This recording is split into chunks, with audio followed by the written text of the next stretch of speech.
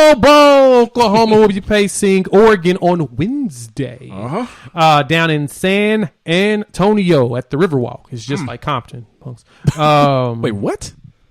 Oakland. Yeah. We want to be like Compton. Okay. Never mind. Anyway, OU will be facing Oregon in the Alamo Bowl, and we need to preview it. Got to talk through who we think's what we think OU needs to do to be prepared for it to win. I think first off, we need to know who's in, who's out. Mm-hmm.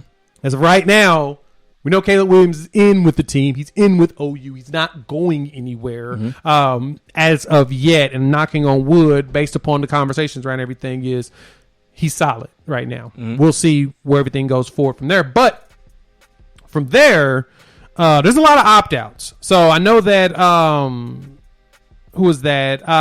Your boys over there at Oregon are dealing with a lot of people leaving the team, and they won't be playing in the Alamo Bowl. And like the key things is a top draft pick potential, Kayvon Thibodeau, will not be playing in this game. Where OU is also losing Nick Bonito, who will not be playing in this game. So now the question is going to be, what does it look like on both ends? So first off, ins and outs, and then we're going to talk about keys to victory. 3 things on both. So, have you seen who's in and out on both sides? No, I have not. Okay, so it's kind of crazy. So with Oregon, they lost Thibodeau. They lost one of the top wide receivers. What is this? Troy Wayreinen? My apologies if I butchered that. No, I'm sorry. That's the photographer. Devon Williams, wide receiver. He's going to the NFL draft. Was he their leading receiver? Yes. Okay. And then you've got Thibodeau. You've got Mikael Wright, who's out, cornerback, kick returner. He's going to the NFL draft. Adding in Micah Pittman, who's another wide receiver who's transferring out. So he's in the transfer portal right now. He had 38 catches for 547 and 2 touchdowns. DJ James, one of their corners, transfer portal. Jason Jones, defensive tackle, transfer portal. Who is playing in this game? And it feels like Oregon? Nobody. There was a post on Twitter that they said that it felt like it was an NFL practice and not a college practice because there was so many people missing from either COVID or transfer portal or opting out. It's just so many people not there. It's just, we'll see what Oregon looks like when it comes to that. And then, of course, they lost their coach, so they don't have their crystal ball. He's gone. So they're starting all of that over, which you feel bad for them when it comes to that. The offensive coordinator is actually going to be running the team. There's nobody else that's going to be there. But for Oklahoma, you got Nick Bonito, who is out. You did just see that Spencer Rattler is transferring to South Carolina along with Austin Stogner, the tight end. They're going to be following Shane Beamer as they've gone in affinity to him. They'll be there. Isaiah Thomas is out, defensive end. He's going to the draft. He's decided to prepare for that instead. Same thing with Brian Asamoah. He is out because he's at the NFL draft as well. Perrion Winfrey, guess what? Out. He is going to the NFL draft. Man. So, OU has lost a good one. And then, of course, Jaden Hazelwood, who has transferred to Arkansas to further his career. So, there's a lot of outs in there. Good thing with the ends for Oklahoma is Caleb is still there. Kennedy Brooks looks like he's going to play. So, let's talk about the keys for this. What's your top 3 or 2 that you have for the keys to win this game on the offensive side? Let's see. All right, so on the offensive side, in order for OU to win this game, first thing I looked at was the penalty battle. Oregon averaged about 8 to 9 penalties a game, whereas OU averaged about 6.5. So you definitely want to win that battle. I mean, we know what the tremendous impact that penalties can have on a game, on a team, on plays, and a lot of times it comes down to that as far as extending possession, as far as how pass interferences are getting called or getting set up to be called. So that I think is going to play a major factor as far as who wins the penalty battle. The second thing is, of all those opt-outs or transfers that you mentioned for Oregon, I did notice that they still have their leading tackler, Noah Sewell, 106 tackles this past season, who I'm guessing is probably related to Penei Sewell of the Lions, that offensive lineman that they drafted, perhaps. Oh, okay. Yeah, I think so. I think they're brothers. and their I guess their best cornerback, Vernon McKinley, who had 6 interceptions this season. I believe he's going to play as well. So it's being able to always know where their top 2 defensive players are. Those 2 guys, because they are going to have an impact on the game, but you want to pay a lot of attention to where you're running your plays or how you're scheming against them, because, I mean, to me, they look like 2 really good prospects. Now, this Oregon team, right, they at one point were in a top 4 spot. Am I correct? Who?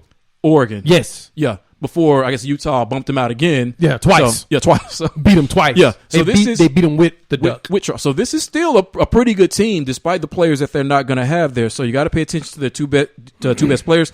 And I want OU. I think they should be a run-centric team. Mm-hmm. I think that you should have more design runs for Caleb, and I think that you should let Kennedy Brooks be the foundation of that run. Hell, that's Jeff Levy's system, like I keep talking about, so you might as well get used to it. You might as well use this against Oregon, especially since they're not going to have their best defensive player, Thibodeau, who's probably going to go number 1 or number 2 in the draft, like you mentioned. So I think on offense is winning the penalty battle, knowing where their 2 best defensive players are, and being run-centric for all the reasons that any team can be run-centric, time of possession, etc. So what about you? On that? Okay, so I'm with you on that. First off, establishing the run. I think that's the most important thing that Oklahoma does, mainly because their head coach now is Bob Stoops. Since he's come in and he's bringing back the old school way of the Stoops offense, all those legendary running backs that were underneath him before, do that. Be Stoops, establish the run.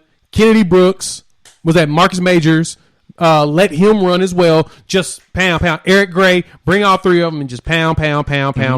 Make it easier for Caleb to do his thing. With the second thing is give Caleb some time.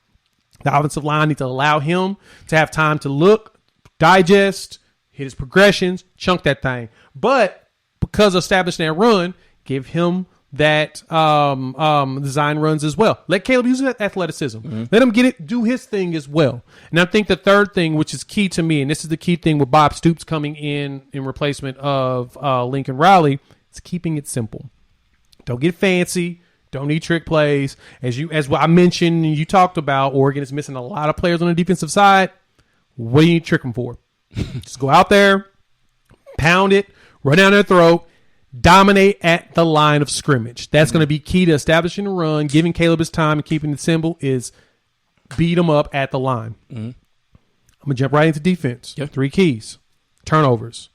The one thing I did appreciate about Alex Grinch is he taught how to get them turnovers. And OU is really good at turning the ball over. That's going to be critical here. Turn that ball over. Get the ball out of their hands. They're running with younger wide receivers. They're a depleted team. Go after, and they got their offensive coordinator now, the head coach, which probably isn't a bad thing for them. But turnovers, get that ball out of their hands. Find a way to get it, put it back into your offensive hand, time of possession, run the ball. And then from there, like you mentioned, penalties is key. Avoid the pass interferences. I want the defense to be super aggressive, but I don't want y'all to get a lot of penalties. But those go hand in hand. If you're overly aggressive, you will get a lot more penalties. As long as you're getting turnovers, the penalties to me don't matter. As long as you give up 40 yards on a pass interference, and then the next play you cause a fumble and take it, or you get an interception, am I supposed to be mad? Am I going to argue with you on that? I can't. I mean, it's technically a punt, but at the same time, hey, you did what you need to do. You got the ball out of their hands, which is key. And I think the last one is let them think that the run game's going to work. Go out there, hit them like you're supposed to, but don't let them pass the ball on you. Do not let them pass at all. Make them run the ball. I think those are the 3 key things. Turnovers, letting them run the ball, and avoiding as many penalties that are costly as possible. Okay. Well, one of my points is a bit of a counter to one of your points. I'll get to that. The first thing is their quarterback, Anthony Brown. He is definitely a mobile quarterback. Yes. I know this for 2 reasons. One, he averaged 7.7 yards per attempt. So he's not throwing it down the field because he had 9 rushing touchdowns, 637 yards. He likes to run. So you need to contain him. We don't want to see a repeat of what happened against Baylor.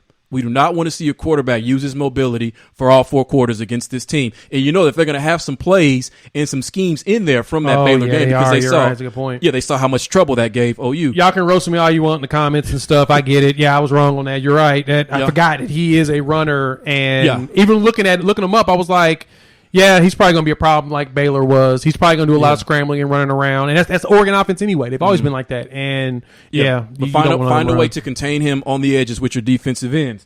The second thing is, and this is one of the ones I think was counter to one of your points, is somewhat forcing them to pass on third down. Well, that's key. Yeah, they like picking up third downs with the run. So force them into third and long. Force that quarterback, who's probably a little more comfortable running than passing, force him to throw. Force him into 3rd and 7, 3rd and 8, and make him pick it up with his arm. You get him out of his comfort zone. So that's another thing you're going to want to do. And the last thing, and to me, this is the foundation of what this game is all about. Bob Stoops. Give Bob Stoops the proper thank you that he deserves, who, when called upon, showed what an OU Sooner is supposed to do when the school comes calling. You answer the call. You be there for them whenever they need it. So I don't want him to come back and then coach a team that loses this game. So especially him being a defensive coach, play Bob Stoops' defense. Give him a proper send-off as you transition into another defensive coach, Brent Venables. But I think the proper way outside of winning this game to honor him is to play a really good defensive game. It's not going to be perfect. Oregon's going to score some points. They averaged 31.4 during the season. But defense, make some plays. Make Bob Stoops proud. Show him thank you for coming along and helping us into this game. I agree. I'm with you. I am with you there. That's where the turnovers come in. Defenders, do your thing. Bob Stoops was a corner at Iowa. Mm-hmm. Show him that you learned a lot from him. All right. Let's go for it.